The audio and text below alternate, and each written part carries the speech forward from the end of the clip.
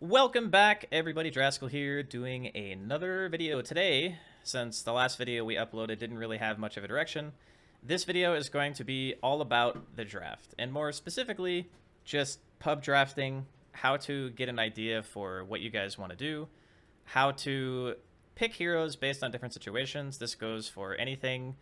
Could be safe lane, off lane, mid, support, whatever.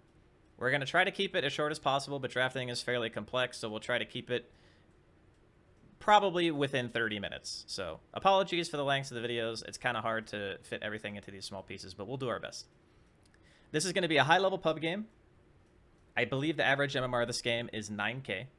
Now, keep in mind, players at this level sometimes do just pick heroes because they are practicing them for pro matches, so we're just going to get that disclaimer out here right now. Not every pick you see here is going to be completely optimal. We're just going to talk about drafting theory and general guidelines you can follow to apply to your own pubs. So the very first hero that's picked in the entire game is Clockwork. And then on Dire side, we're going to have Phoenix. We see Wyvern. And we're going to go ahead and pause. So this is all first phase drafting. If you guys aren't familiar with the drafting phase, it's 2 picks, and then 1 pick. All of the phases are blind, which means that your opponents, when you're in the game, cannot see your hero until the phase has ended. So Radiant and Dire both pick 2 heroes, then they can see those 2 heroes, then they adjust to the other 2, and then so on and so forth until the draft's finished. When you see openers, the first thing that you should be thinking is, what do these heroes offer? So in Clockwork's case, he's a very good skirmisher. His laning presence, depending on matchup, is 50-50. Some heroes he does very well against, some heroes he does very bad against. Good heroes for Clockwork to play into are any sort of melee hero or slow-ranged heroes with no escapes, for obvious reasons.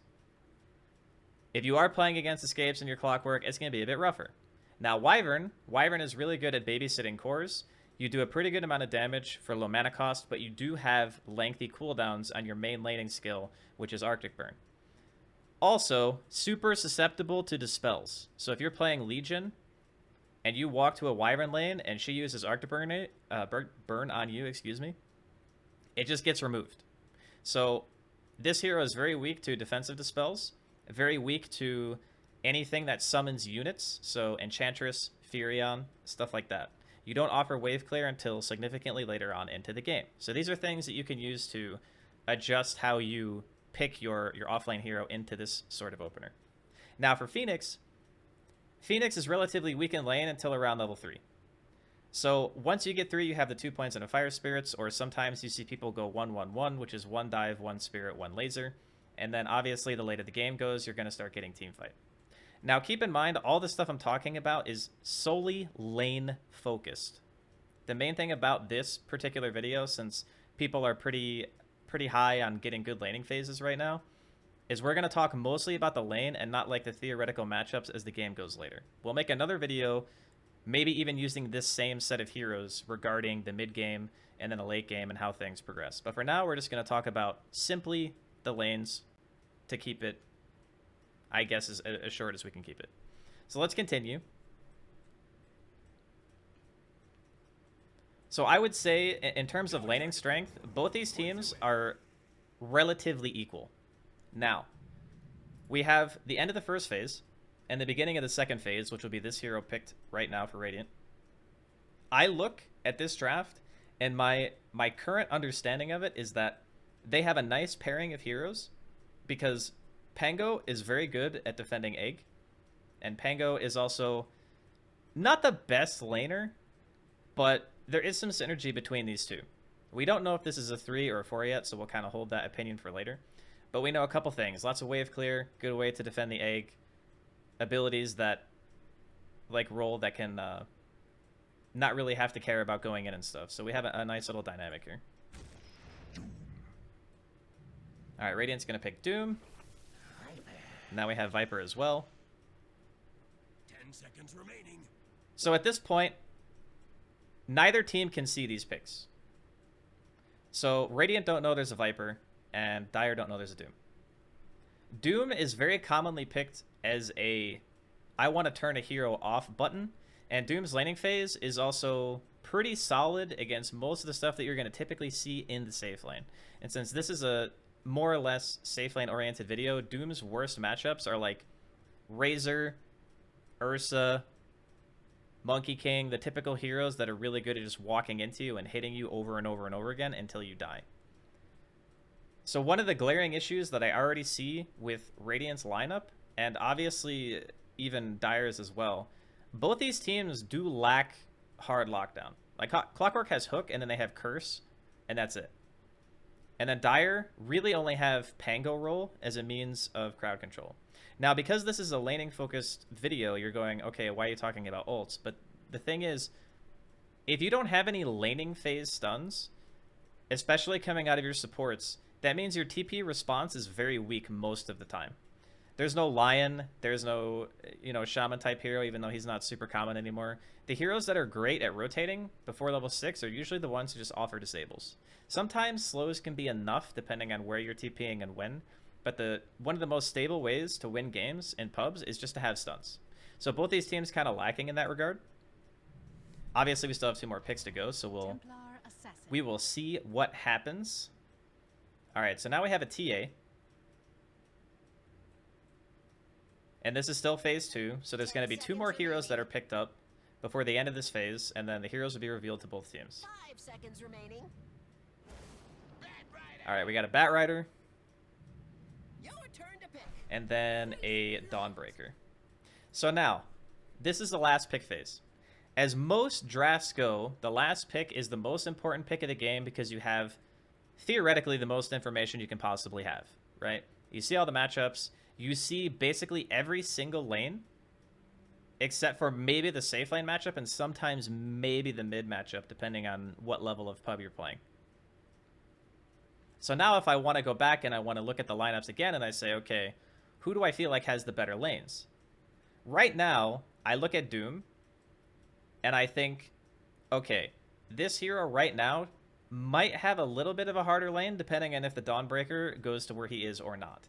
And since I'm guessing from the TA pick that the last pick on Dire is going to be the safe lane, there's a high probability that this Doom gets lane countered. Or maybe even game countered. We're not sure yet, right? Because it's last pick. So in regards to the lanes, Doom normally plays into lane counters decently because he's able to just use Devour and get mass amounts of GPM anyway. You're kind of like, I don't care how my lane goes. I'm going to Devour creeps. I'll eventually hit Doom on this guy. And my net worth is not going to be deterred too much by the first 8 minutes of the game. So, okay, cool. That's fine. We look at the Clockwork and we go, okay, this is a double melee lane. Batrider is most likely going to be mid, right, for Radiant. So if he's going to be mid and he's going up against the TA, and they see that now, we know we win one lane just for free. And we also know that we have one lane that's going to do okay, more or less, no matter what. So if I'm looking at Radiant, I'm going, okay, these guys win one lane, they draw one lane, and then the last pick should be able to give them another lane win because they already know their mid matchup. So because they know the mid matchup is Bat TA, most likely, then they know they can just pick to win another lane, and all of a sudden they win 2 lanes and draw 1. Which for a pub game usually means that you're just going to win. Now, this isn't the case always in higher level, like Immortal plus brackets, but if you win all 3 lanes at a pub game, good chance you're going to maintain that lead and be able to just play the game out from there because your items will come out faster, everything will feel smoother, you'll be able to take the T1s a bit more easily, and the game should kind of, people say stuff like the game should play itself. What they mean is your items just are online and your team gets level 6 and all these things happen just because your lanes are easier. And then after that point, the objectives fall, and if the enemy team makes mistakes, they're punished harder for it because they're already behind. So now let's go ahead and look at the last of the pick phase. We'll see what these guys take. Okay, so we see a Queen. So this is a bit of a curveball, right? Because we already have a TA, and now we see a Queen. And I hadn't seen this draft prior to this, and I would not have expected this pick. But it's cool that there's a little bit of a deviation from what you would consider the norm, because now we have a different lane dynamic completely because of these picks. So if we pause now and we look at both lineups, what's likely to happen is that the Bat is going to go mid, and then the Queen's going to go mid for Dire because Queen is one of the few heroes that goes against Bat that can actually win the lane straight up, and the Bat cannot play super aggressive because of Dagger. So if you guys didn't know that matchup, now you have a better idea of that. Queen is actually a counter pick to Bat. Lina can be too in some cases, but not all. And we also know that the TA is going to be laning against the Doom and the Clock. And if we want to make any sort of laning adjustment from either team, it has to be done now. So if we, for some reason, decide, hey, maybe we put the Bloodseeker mid and put the Batrider bottom, all of a sudden we could set ourselves up for a better lane. And I know this isn't necessarily purely drafting, but it's also about how the game is going to go post-draft in the early stages. I still kind of count it because it's technically still part of your strategy. So whenever a team makes a laning adjustment, it's usually to give one guy on their team a much better time and one guy on the enemy team a much, much worse time. So if my intention was to win this game and I was Radiant, I would first and foremost scout the lanes, because you have to, right? In order to get the proper lane swap, you need to be there without using a teleport scroll, because if that happens, then the enemy team tries to TP away, you can just follow them. But if you're forced to TP in response before, you can't follow them, and you have to walk across the map, and that sucks. So we want to try to avoid that. So if I were Radiant, I would scout the lanes. I would try to put the Bloodseeker in the Queen's lane, and then I would put the Batrider in the TA lane, regardless of where it is, because the matchup is more important than how much experience and gold you get from the lane. This is also a really important thing to keep in mind for any sort of pub. If you're playing with your friends and you can have them like listen to you for a lane swap because you know you're going to win that lane, you can just win straight up because of that one choice.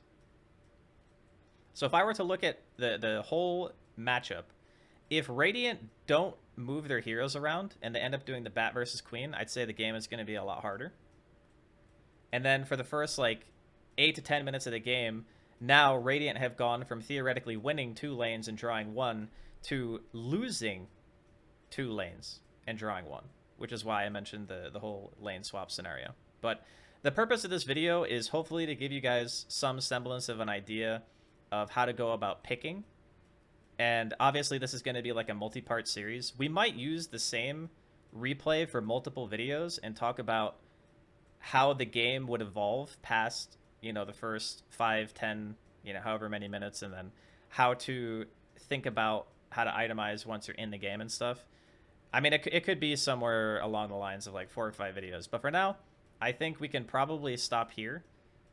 We've kind of covered most of the lane basis stuff and just very, very general strokes of how each team functions for the first, you know, a little bit of the game.